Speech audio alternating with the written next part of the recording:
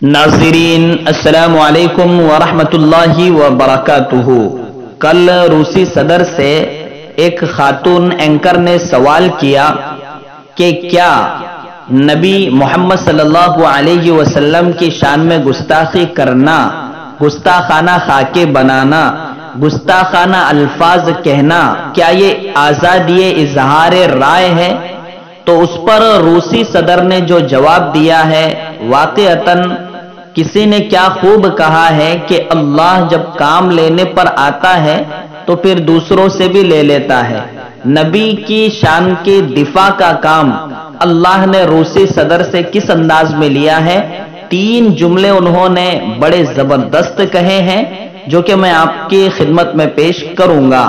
इससे पहले आपसे गुजारिश करूंगा कि हमारा एक और चैनल हमने नया बनाया है, उसमें दीनी बातें, तारीखी बातें, इसी तरह दरसे कुरान और भी इंशाअल्लाह बहुत मुफीद मालूमात आप तक पहुंचाई जाएंगी, आप तक फराहम करेंगे। डिस्क्रिप्शन में उसकी लिंक दी गई है, उसे जरूर क्लिक करें और उस चैनल को पर जाएं, सब्सक्राइब करें, लाइक करें और अपने दोस्तों में भी शेयर करें। रूसी सदर ने पहला जुमला कहा कि मोहम्मद सल्लल्लाहु अलैहि वसल्लम की शान में गुस्ताखी करना या गुस्ताखाना खाके बनाना ये कोई आजादी इजहार राय नहीं है, बल्कि ये लोगों को इश्तिआल, गुस्सा दिलाने के मुतरादिफ है। तीसरा जुमला उन्होंने कहा कि आजादी इजहार राय अपने करीब के लोगों को आजादी देना है, इज्जत देना है, एहतराम करना है।